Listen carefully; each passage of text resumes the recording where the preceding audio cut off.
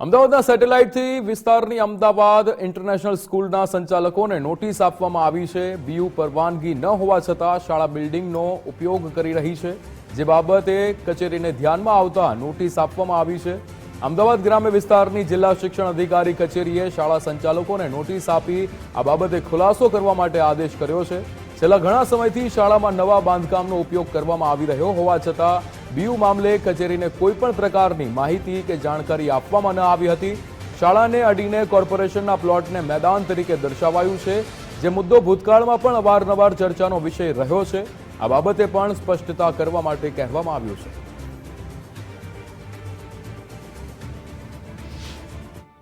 અમદાવાદ શહેરના સેટેલાઇટ બોડકદેવ વિસ્તારની અમદાવાદ ઇન્ટરનેશનલ સ્કૂલને અમદાવાદ ગ્રામ્ય જિલ્લા શિક્ષણ અધિકારી કચેરી દ્વારા બીયુ પરમિશન મામલે નોટિસ આપવામાં આવી છે।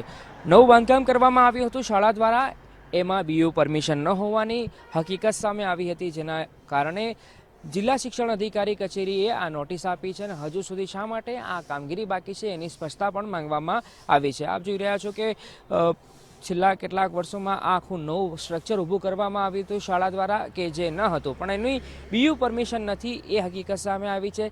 સાથે સાથે ભૂતકાળમાં આ શાળા કે જેની પાસે મેદાન નથી અને કોર્પોરેશનનું મેદાન એને ભાડે રાખી અને શાળાનું મેદાન દર્શાવ્યું હતું, એ બાબતની પણ ક્ષતિ હતી, ખામી હતી, એ બાબતને ધ્યાને રાખીને પણ આ નોટિસમાં ઉલ્લેખ કરવામાં આવ્યો છે અને સ્પષ્ટતા અને ખુલાસો કરવા માટે શાળાને કહેવામાં આવ્યું છે। એટલે સવાલ એ છે કે શાળા દ્વારા મોટા જે ઉદ્યોગપતિ હોય અથવા તો અધિકારી હોય એના બાળકો આ શાળામાં અભ્યાસ કરે છે અને લાખો રૂપિયાની અહીંયા ફી ઉઘરાવવામાં આવે છે, છતાંય બાળકોની સુરક્ષા મામલે શાળા સંચાલકો દ્વારા લાપરવાહી રાખવામાં આવી છે અને હજુ સુધી બીયુ પરમિશન નથી, જેમ છતાંય આ બિલ્ડિંગ જે નવું ઊભું કરવામાં આવ્યું છે તેનો ઉપયોગ કરવામાં આવી રહ્યો છે। કેમેરા પર્સન અંકિત દવે સાથે અર્પિત દરજી, ગુજરાત ફર્સ્ટ, અમદાવાદ।